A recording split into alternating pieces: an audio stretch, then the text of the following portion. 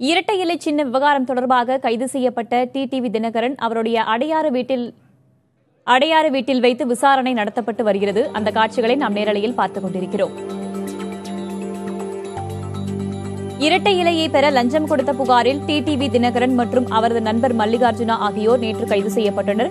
இந்நிலையில் விசாரணைக்காக இன்று சென்னை அழைத்து வரப்பட்ட டிடிவி தினகரனிடம் காவல்துறையினர் விசாரணை மேற்கொண்டு வருகிறார்கள். தற்போது டிடிவி தினகரனின் வீடு அமைந்திருக்கும் அடையாறு இல்லத்தில் அவரிடம் விசாரணை நடத்தப்பட்டு வருகிறது. அங்கிருக்கும் காட்சிகளை நாம் நேரலையில் பார்த்துக் கொண்டிருக்கிறோம்.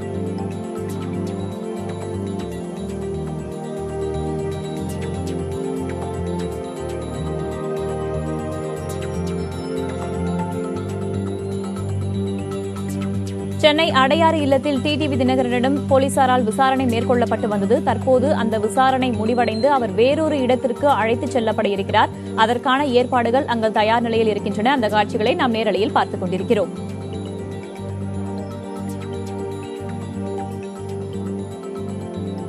இது தொடர்பாக பேசுவதற்காக களத்திலிருந்து நமது செய்தியாளர் சுப்பிரமணியன் இணைப்பில் காத்திருக்கிறார். அவரோடு பேசலாம். சுப்பிரமணி, விசாரணையின் தற்போதைய நிலை என்ன? சரியாக 4:15 மணி அளவில் டிடிவி தினகரனை அவரது வீடு பெசன்ட் நகரில் இருக்கக்கூடிய அவரது வீட்டிற்கு விசாரணைக்காக டெல்லி போலீசார் அழைத்து வந்தார்கள். இதற்கு முன்பாக ராஜாஜி பவனில் இருக்கக்கூடிய அங்கு தங்க வைக்கப்பட்டிருந்த இடத்தில் வைத்து டிடிவி தினகரன் மற்றும் மல்லிகார்ஜுனுடன் விசாரணை மேற்கொள்ளப்பட்டது. அந்த விசாரணைக்கு பிறகு 4:15 மணி அளவில் பெசன்ட் நகரில் இருக்கக்கூடிய அவரது வீட்டிற்கு விசாரணைக்காக டெல்லி போலீசார் அழைத்து வந்தார்கள். அவரிடம் விசாரணை மேற்கொள்ளப்பட்டிருக்கிறது. சுகேஷ் சந்திரசேகர் கொடுத்த வாக்குமூலத்தின் அடிப்படையில் பல்வேறு கேள்விகள் அவரிடம் கேட்கப்பட்டு நேரடியாக விசாரணை நடத்தப்பட்டது.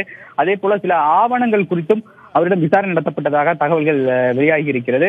அடுத்ததாக அண்ணா நகரில் இருக்கக்கூடிய மல்லிகார்ஜுனா வீட்டிற்கு சென்று விசாரணை நடத்த டெல்லி போலீசார் திட்டமிட்டிருப்பதாக தகவல்கள் வெளியாகி இருக்கிறது.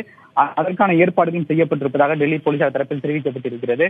இன்று இரவு வரை இந்த விசாரணை நீடிக்கும் என்றுதான் அதிகாரிகள் தரப்பில் தெரிவிக்கப்படுகிறது.